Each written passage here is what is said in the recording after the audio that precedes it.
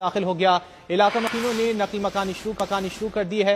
Had Suleman की के मकाम पर पानी के बहाव में इजाफा। लाला अमर सिंह के करीब हिफाजती बंद दरिया रावी का सैलाबी पानी से फैसलाबाद साहिवाल जीटी रोड में कटाव जारी है।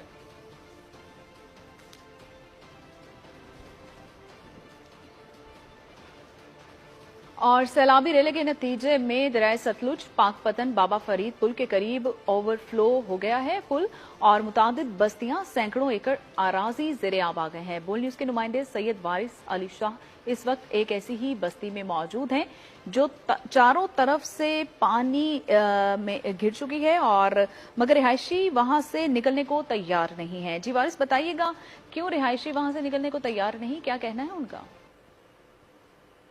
जी बिल्कुल, भारत की जानब से दरिया सतलुज में छोड़े जाने वाला जो सैलाबी रेला है वो इस वक्त ओवरफ्लो हो चुका है।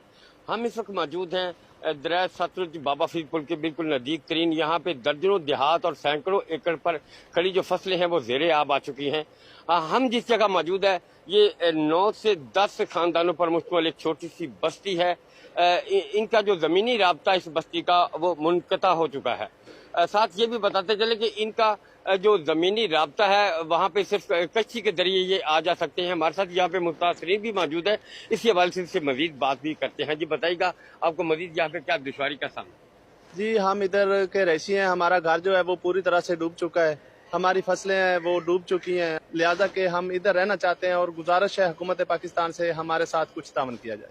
जी, जैसा कि मुतासरीन का कहना है, आपने मुतासरीन की बात सुनी। उनका कहना है कि इनके पास जिला इंतजामिया का कोई यहाँ पे इमदादी टीम है यहाँ पे नहीं पहुंची और इनके